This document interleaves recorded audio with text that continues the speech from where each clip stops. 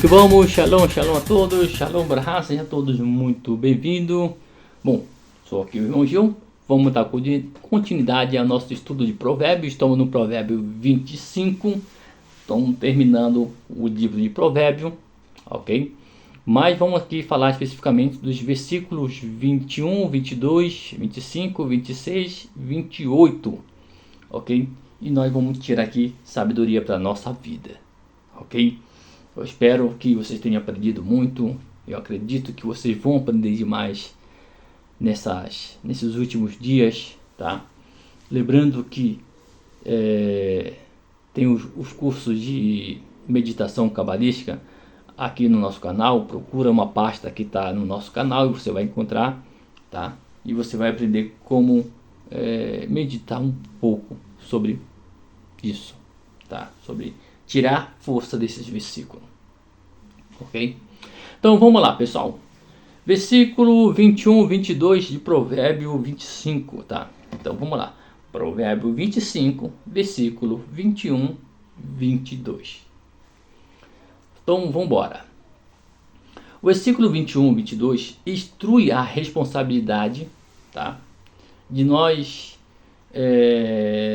não responder o ódio, tá? Com bondade. Ou seja, ele vai instruir nós a responder o ódio com bondade, tá? E não com vingança, alimentando um inimigo faminto, e quando a água, dando água a um inimigo. Sendo, pois, essa generosidade, amontoará brasas vivas sobre ele, levando ao recebimento e à vergonha. E o próprio Senhor recompensará quem age com bondade. Esse versículo fala sobre essa ação, uma demonstração de prática de amor e um convite para transformar o inimigo em amigo. E o que Deus sempre vai te abençoar. Ou seja, quer matar o teu inimigo, faça ele se tornar teu amigo. Abraão usou isso quando ele nomeou, eu acho que um certo repórter para se tornar ministro dele, entendeu? Uau! Então tá aqui uma coisa muito interessante. Não significa, né? Tem muitas pessoas que se confundem, tá? Que se confundem essas passagens, por exemplo, com a guerra que está acontecendo agora, com aquelas palavras que estão na Bíblia. Então as pessoas se confundem muito, tá ok? Mas vamos deixar uma coisa aqui para você. Se você tem um inimigo, faça paz com ele, tá? Então Deus vai colocar ele numa situação em que ele não vai ter nada, e que ele pode estar morrendo, e que você pode ajudar ele. E aí sim que vai acabar a tua briga com ele. A saber que a pessoa ajudou, ele vai cair na real e vai dizer: poxa vida, perdi todo o meu tempo sendo inimigo de uma pessoa que agora me ajudou. Então é isso que nós devemos estudar e trazer para a nossa vida. E fazendo isso, você vai mutuar tesouro de brasa na tua vida, lá no mundo espiritual, na sua coroa, né? Na sua energia, o teu chakra, né? Uau, eu não vou nem falar muito nisso aqui porque é um pouco cabalístico, então não vamos aqui nos aprofundar nisso, ok? Mas quem sabe a gente fala em outros versículos, né? Eu já contei uma história aqui, mas faz tempo, e quem sabe a gente fala um pouco a respeito disso aqui, tá ok? Uau, é muito fantástico, cara, quando você faz bondade, principalmente pro teu inimigo, né? Tá? Mas tem que ter uma noção como fazer a bondade. Isso aí, quem sabe, outro estudo. Vamos lá, versículo 21. Ação de bondade. O texto aconselha a demonstrar amor, atenção a quem nos aborrecem, suprindo as suas necessidades básicas. Se o teu inimigo tiver fome, dá-lhe de comer. Se tiver sede, dá de beber. Por que isso? Porque naquele tempo o alimento essencial era o pão, tá? Podia até faltar o frango, né? Hoje não falta o frango, não falta o bife, não falta um ovo frito, mas antigamente, naquela época, o pão era o essencial. O pão substituía quase tudo, tudo, ok? Então, o essencial era o pão, e a água, às vezes, era vendida. Isso mesmo.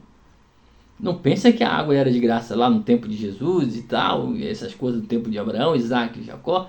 Não, as águas eram vendidas. E se você não tivesse dinheiro para comprar água, você não ia beber. Então, muitas vezes, é isso que o versículo está dizendo para nós. Então, acho que muito aqui não sabia dessa história, né, pessoal? Sobre a água, que a água era vendida. Isso leva até uma passagem que...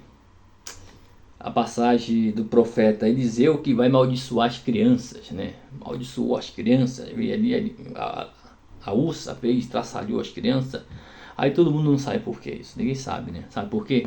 Porque aquelas crianças, elas tinham envenenado a água, ok? Elas tinham envenenado a água, e elas iam até a outra cidade, trazer água para Jericó, e elas vendiam aquela água o preço que elas queriam. Cara, acho que ninguém te contou isso, né, pessoal? Ninguém contou isso pra você. Não era criança, tá bom? Era jovens de 18, 20 anos, tá? Não era bebezinho, não. Tá ok? Mas vamos embora, vamos lá. Versículo 22. A consciência, né? A consequência e a recompensa. A bondade oferecida pode ser vista como uma brasa viva sobre a cabeça do inimigo.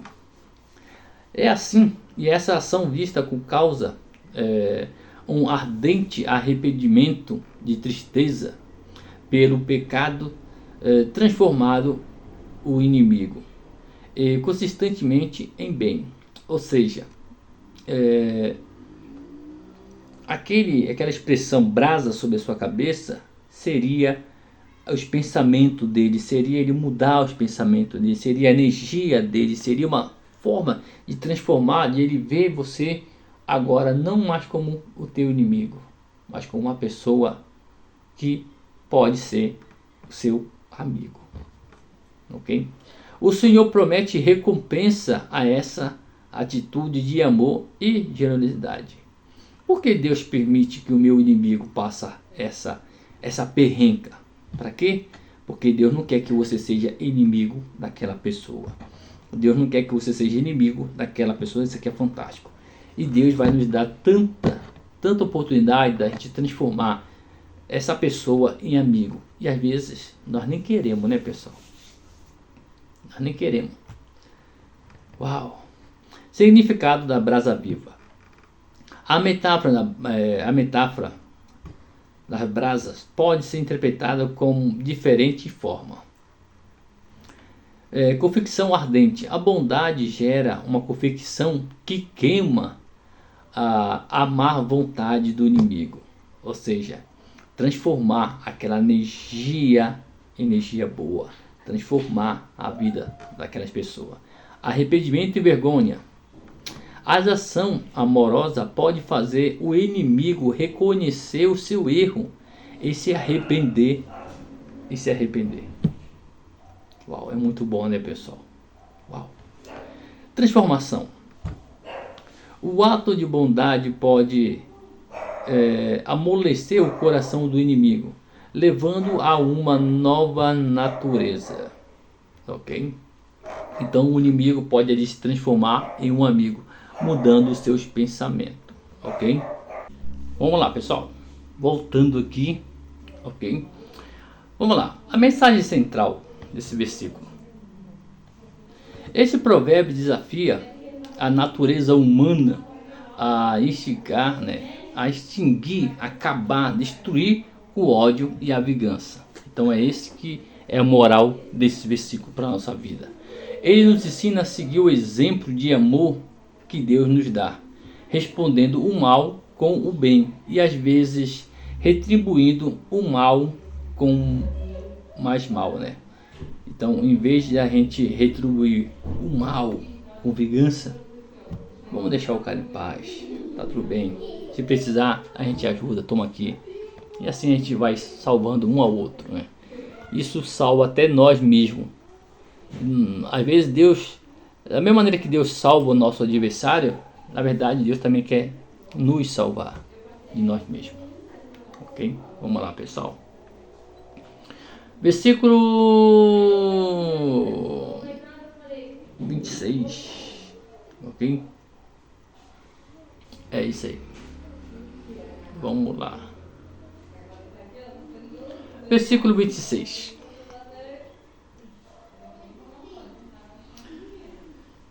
O provérbio compara um justo que cede perante o ímpio, ok?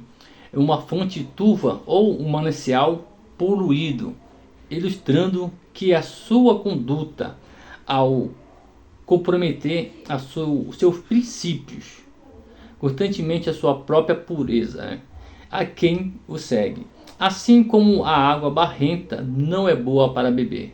O provérbio encoraja a manter-se fiel ao seu princípio de justiça, pois a decadência moral do injusto não é algo que se pode ser presenciado pelo ímpio, ok? Bom, está falando sobre o ímpio, né? O justo se assim concordar com o ímpio, tá? O ímpio pensa mal. Vou te dar aqui um exemplo, tá? O aborto, tá?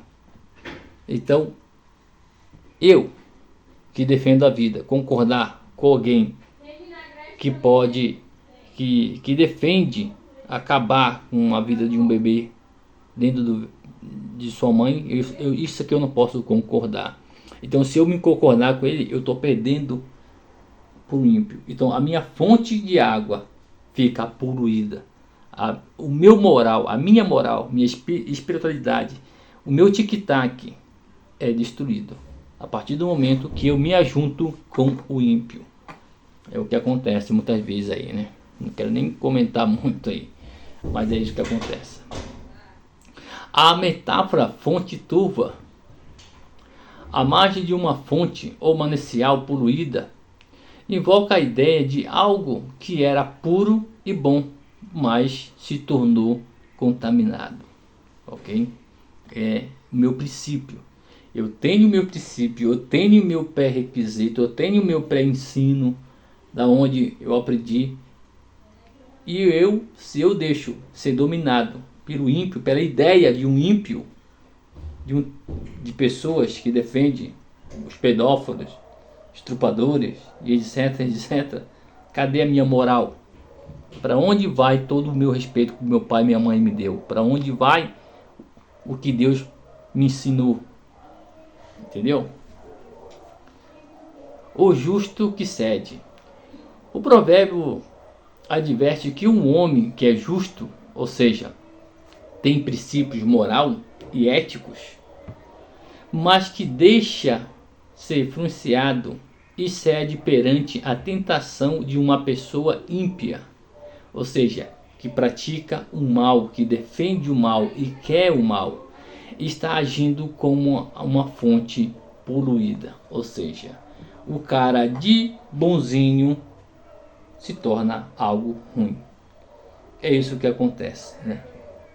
Tem muitos exemplos aí, eu não quero aqui, sabe, eu fico é igual aquela pessoa, né? Tem certas pessoas que o cara antes de ele ter algo assim, um carro, uma casa, antes do cara ter subido na vida, o cara era bonzinho, o cara era bom. De repentemente agora o cara se tornou mal.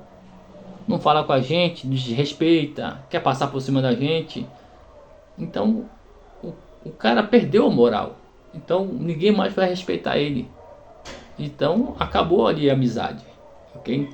Então quando um justo se junta com um ímpio, acontece isso aí, ok?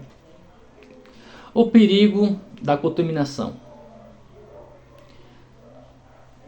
Tal como água barrenta contamina o corpo de quem bebe, é a conduta do justo que cede perante o ímpio pode contaminar os outros e as suas ações e as suas influências, tornando-se negativa daqueles que admira. Não pode mais ser confiável nessa pureza e antes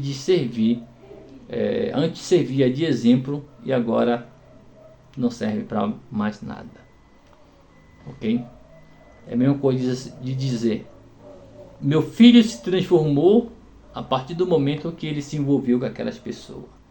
O meu filho mudou a partir do momento que ele encontrou essa amizade. Meu marido se tornou ruim quando ele começou isso. Minha mulher começou a se tornar ruim a partir que ela começou a visitar, sabe? Então fuja do ímpio, tá? Não sente na mesa com ele. Isso é a pura verdade. Ok? Beleza? É isso que o provérbio fala pra gente. O provérbio passado falou a respeito disso, da mesa de pessoas que têm segundas intenções. Ok? Vamos para o versículo 28. Versículo 28. Ensina que um homem sem domínio próprio é como uma cidade destruída, sem muro, estando vulnerável a ataque e perigos, assim como uma cidade desprotegida. O versículo enfatiza a importância do autocontrole e da temperança para a vida. Uma pessoa sem domínio próprio é sujeito às suas próprias paixões e impulso, correndo o risco de se tornar, de tomar decisão ruim, envolvendo-se em problemas e sem controlar e sendo controlado por circunstâncias externas. Ter domínio próprio, por outro lado, protege a pessoa e permite uma vida equilibrada, né? Uma vida de equilíbrio. Uma vida equilibrada é crucial para manter a integridade e os valores de cada pessoa, de cada ser humano. Ok? Então, a gente tem que ter esse autocontrole na nossa vida para a gente não entrar em furada, para a gente não jogar o nome de Deus na lama. Seria isso, né, pessoal? Vamos lá. Vulnerabilidade. Assim como uma cidade sem muro é facilmente invadida e saqueada, uma pessoa sem autocontrole é a sua própria paixão, que deseja e influencia a negatividade externa, ou seja, o mal que está dentro de mim cresce e eu vou fazer aquilo que o mal quer. Então ele só vai perder. Então o homem que não controla, não tem autocontrole, o seu espírito é totalmente roubado. Ele sua alma, seu caráter, tudo de bom dele é tirado fora dele, é saqueado. Falta de proteção. Os muros da cidade são as suas defesas. A falta de domínio próprio significa não ter essa própria proteção interna, deixando a pessoa exposta a todo tipo de perigo e tentação. Então, meu amigo, se você não tem autocontrole, você só vai perder, e vai perder feio. Vai perder tudo que você faz. Não adianta você trabalhar de segunda a sexta, receber um salário bom e 2 horas depois você perder todo esse salário. Uau. A importância do domínio próprio. Proteção contra o mal. O domínio próprio protege o indivíduo de se entregar aos impulsos, ações inadequadas e escolhas que podem levar a dívidas, problemas de relacionamentos e outros males da vida. Então, se você não consegue ter esse domínio, uau, você está com muito problema. Aprenda a controlar isso, ok? Autonomia. Quem tem domínio sobre si é mais forte do que aqueles que estão à mercê de suas próprias emoções. Ou seja, quando você tem domínio sobre você mesmo, você olha para outras pessoas e vê, poxa vida, aquela pessoa, eu já fui igual àquela pessoa. E aquela pessoa tem potencial de sair disso, mas não tem força, não consegue ter esse autodomínio para ela sair desse buraco. Integridade e valores. O autocontrole permite que pessoas enfrentem desafios da vida com clareza. Integridade, mantendo-se fiel aos seus valores e princípios. Sabedoria e equilíbrio. Cultivar o domínio próprio é um caminho para viver de maneira mais sábia, equilibrada e prática. Então, quem domina os seus impulsos, domina o seu mundo.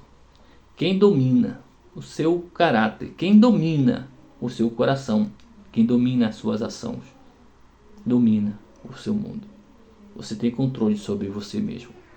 Não é os seus impulsos ou seus desejos ter controle sobre você, mas você ter controle sobre tudo isso na tua vida. Pensa nisso. Muito obrigado a todos vocês. Deus abençoe vocês. Muito obrigado. E que você venha estudar com a gente. Até a próximo estudo. Gostou? Compartilha, deixa o seu like, manda aí esse vídeo aí para os seus amigos. E vamos embora. Vamos que vamos, pessoal. Tudo de bom.